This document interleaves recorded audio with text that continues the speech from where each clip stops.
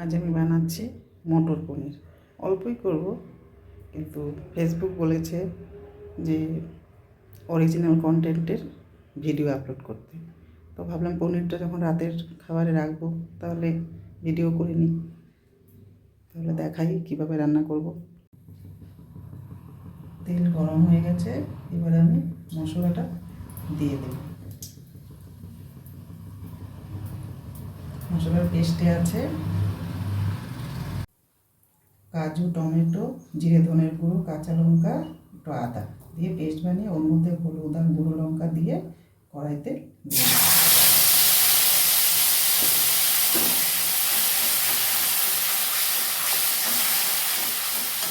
এর মধ্যে আমি মটরটাও দিয়ে দেবো।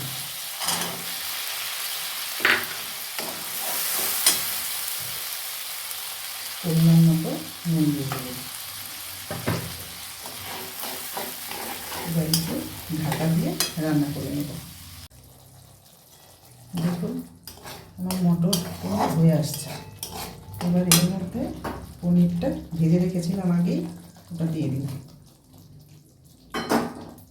আর এর মধ্যে কিন্তু আমি গরম মশলাগুলো দেবো না, কারণ ফোড়নে আমি দারচিনি দিয়েছিলাম, আর এটা বাচ্চাদের খাবার, বাচ্চা খাবে, তাই আমি এতে গরম মশলা, ঘি কোনোটাই দেবো না।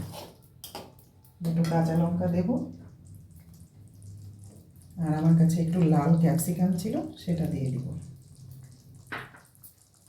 ক্যাপসিকামটা আগে দিলে নেতিয়ে যেত, এই জন্য আমি এখন দিলাম, তাহলে দেখতে ভালো লাগবে। এটা অল্পই ছিল, ফেলে না দিয়ে আমি দিয়ে দিলাম। আর এর মধ্যে একটু মিষ্টি দেব।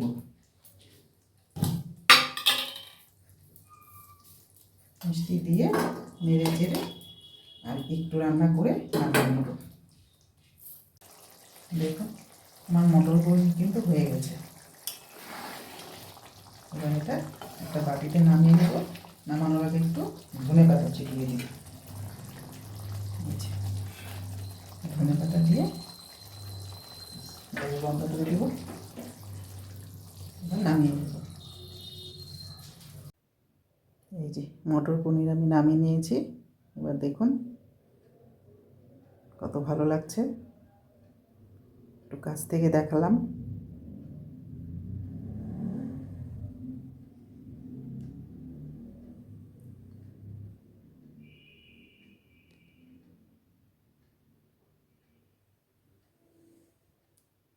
আমার রেসিপিটা একদম শেষ, নামিয়ে নিয়েছি। আর এই মটর পনির রেসিপিটা কিন্তু আমি একদম বাচ্চাদের জন্যই করেছি। এইভাবে করলে বাচ্চারা খুব ভালো খাবে। তাহলে রাখছি আজকে।